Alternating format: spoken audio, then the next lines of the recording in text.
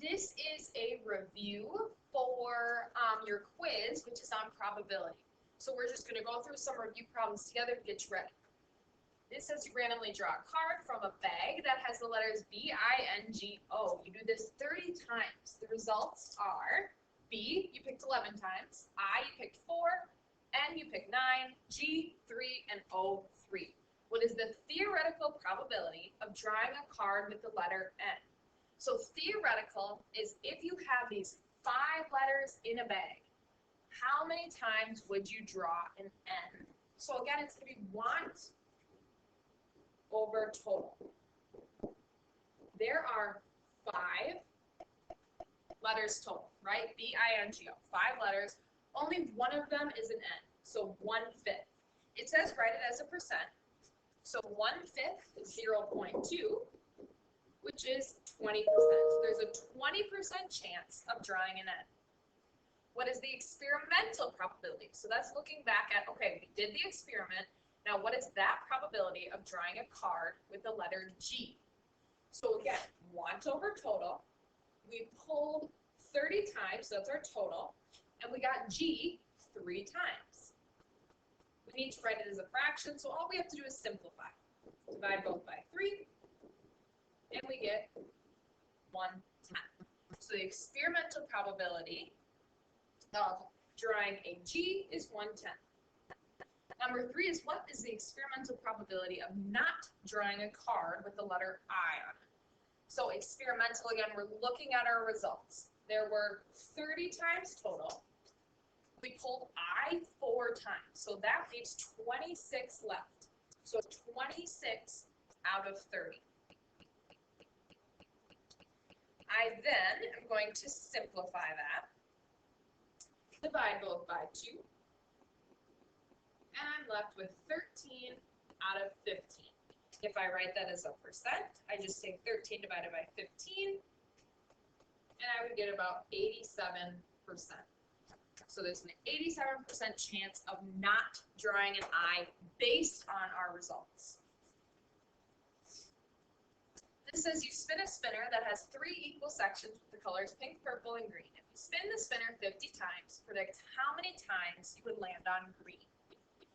So we're going to figure out first the experimental probability. There's 3 choices, one of them is green. So the the theoretical probability of getting a green is 1/3. If we spin it then 50 times total, how many would we predict to be green? What's the probability? Cross multiply. 50 times 1 is 50. 3 times x is 3x. Divide both by 3. And I'm left with x equals 16.6 repeating. But this says how many times would you land on green? I would round that up to 17 times.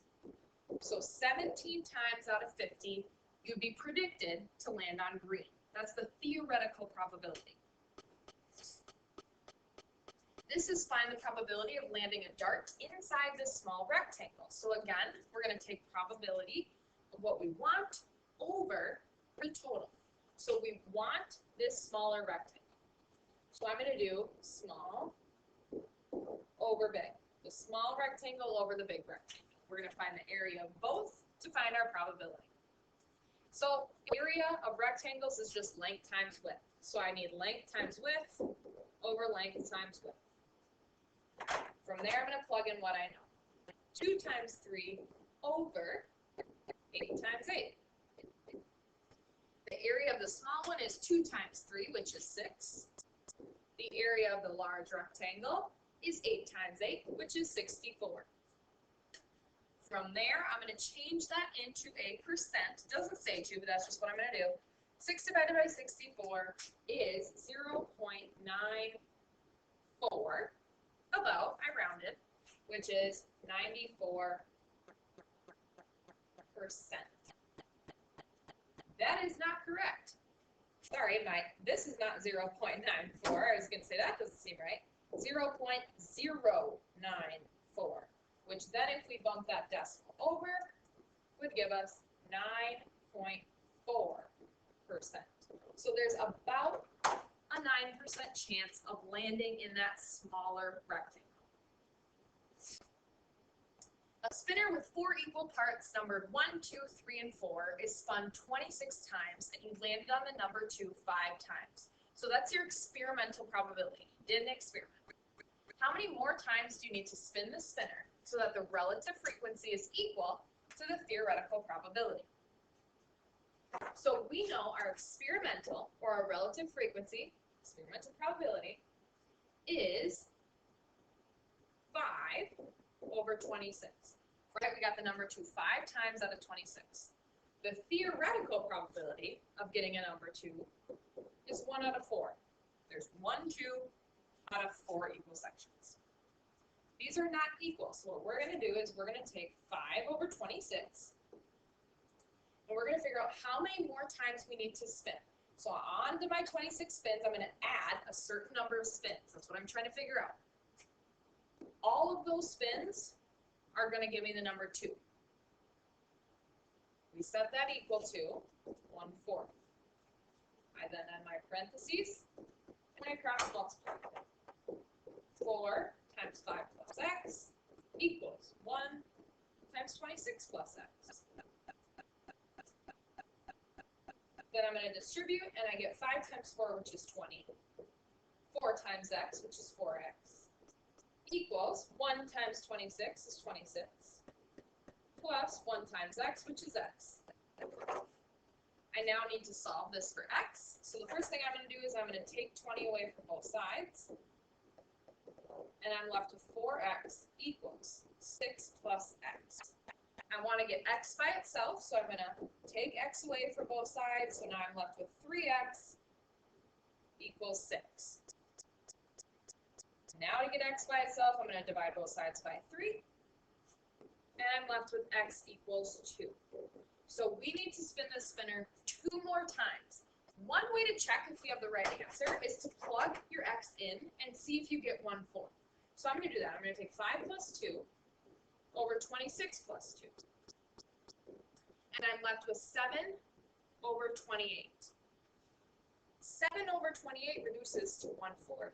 So we were correct. We would need to spin it 2 more times and land on 2 both of those times for us to reach the theoretical probability. If you spin a spinner with 3 equal sections, numbered 4, 5, and 6, and toss a coin, what is the probability of getting a 5 and heads? So here we need to make a sample space. We have a coin, and we have a spinner. Our coin, we can land on heads or tails. Our spinner, we can land on 4, 5, or 6. I'm going to make my sample space, so I'm going to kind of divvy this out here.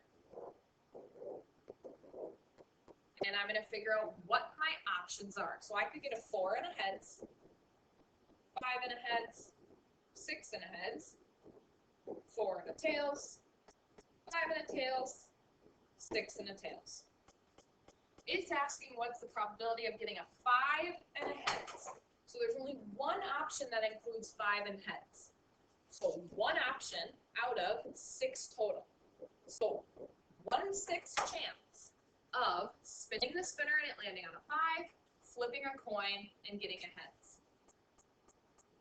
Okay, that is all for your review. So coming up next will be your quiz.